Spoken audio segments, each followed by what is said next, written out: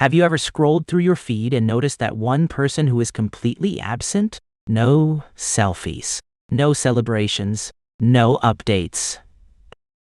Maybe you assumed they were shy. Maybe you thought they had something to hide. Maybe, just maybe, you envied them without knowing exactly why.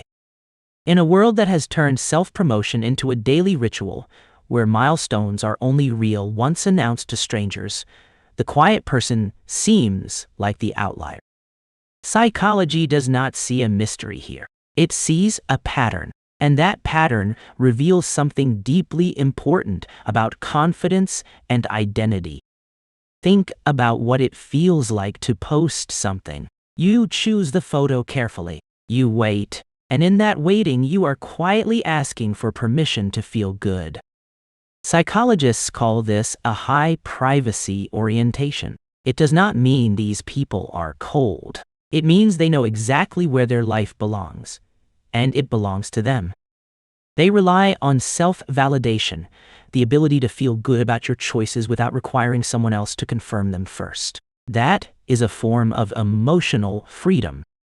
Research shows that people who share less online often have a strong sense of who they are. They know their values and what truly matters without needing external approval. Their happiness does not depend on how people react. It comes from within. And that kind of stability makes them less likely to chase trends or compare themselves to others. Posting less is often linked to secure self-esteem, a confidence that does not need attention to survive. They already feel complete without external proof.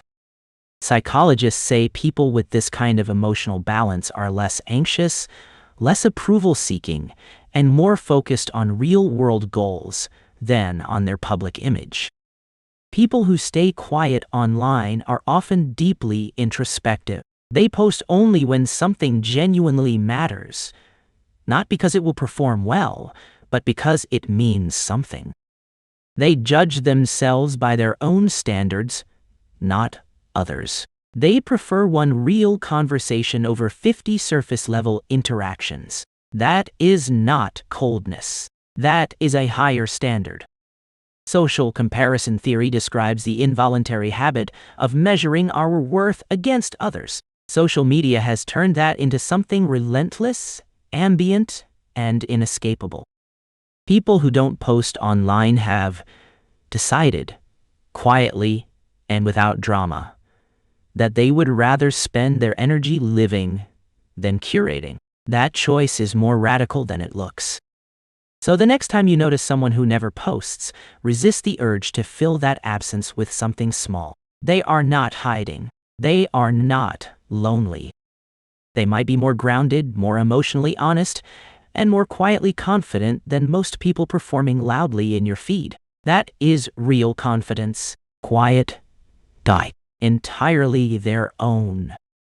They do not need to be seen to feel seen. And if you understand what that means, you understand it is not a limitation. It is one of the rarest things a person can develop. If you have ever felt out of place for not wanting to share your life online, hit the like button now. Not for me, but as a moment of recognition for that version of yourself. Subscribe now. Every week we decode the psychology behind the behaviors people dismiss or misread. Drop a comment. Are you someone who rarely posts? Let's talk about it.